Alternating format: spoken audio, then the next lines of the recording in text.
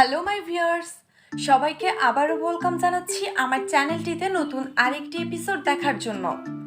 আজকের পর্বে আপনাদের সাথে শেয়ার করছি কি করে ঝটপট মাত্র 1 মিনিটের মধ্যেই ঘরোয়া পদ্ধতিতে ইনস্ট্যান্ট কাস্টার্ড পাউডার তৈরি করবেন।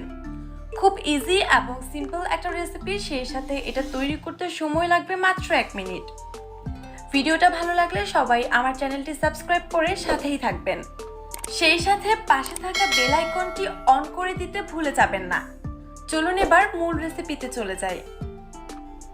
প্রথমেই লাগছে 3 টেবিল চামচ মিল্ক পাউডার, সেই সাথে লাগছে 2 টেবিল চামচ কর্নফ্লাওয়ার, আর লাগছে 3 টেবিল চামচ চিনি, সেই সাথে লাগছে orange food colour. Custard powder বানানোর জন্য আমি প্রথমেই চিনিগুলো একটা ব্লেন্ডার জাগে নিয়ে খুব ভালোভাবে এগুলো গুঁড়ো করে নিব। আমি যেহেতু এখানে আইসিং সুগার ব্যবহার করছি না, তার জন্য এই চিনিগুলো ব্লেন্ডারে গুঁড়ো করে নিচ্ছি। তবে আপনারা যদি আইসিং সুগার ব্যবহার করেন তাহলে সেই ক্ষেত্রে আর আলাদা করে চিনি গুঁড়া করে নিতে হবে না। আমি ব্লেন্ডারে গুঁড়ো করে নিচ্ছি, আপনারা চাইলে এই চিনি পাটায় বেটেও গুঁড়ো করে নিতে পারেন। চিনিটা খুব ভালোভাবে গুঁড়ো করে নিয়েছি। এবার এখানে কর্নফ্লাওয়ার দিয়ে দিচ্ছি 2 টেবিল চামচ, সেই সাথে দিয়ে দিচ্ছি 3 টেবিল চামচ মিল্ক পাউডার। আপনারা যতটুকু পরিমাণে কাস্টার্ড পাউডার বানাতে চাচ্ছেন সেই পরিমাণটা বুঝেই এই ইনগ্রেডিয়েন্টসগুলোর পরিমাণ কমিয়ে বাড়িয়ে অ্যাডজাস্ট করে নেবেন।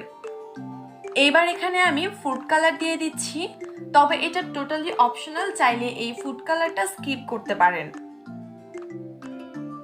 সেই সাথে দিয়ে দিচ্ছি কয়েক ফোঁটা ভ্যানিলা এসেন্স। তো ব্যাস, সবগুলো ইনগ্রেডিয়েন্টস দেওয়া হয়ে গেছে। এবার ব্লেন্ডার জাগে 1 থেকে 1.5 মিনিট এগুলো খুব ভালোভাবে মিক্সড করে নিতে হবে। ফুড কালারটা এজন্যই স্কিপ করতে পারেন, কারণ ফুড কালার না দিলেও এটার টেস্ট এবং স্মেল কোনোটাই চেঞ্জ হবে না।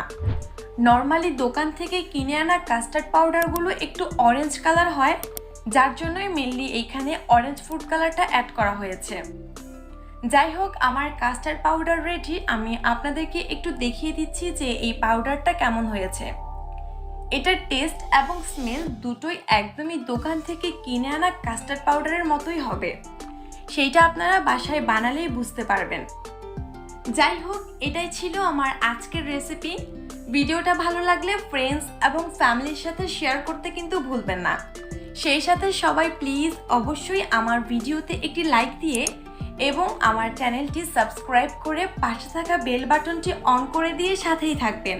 Thank you for watching my video. আল্লাহ হাফেজ।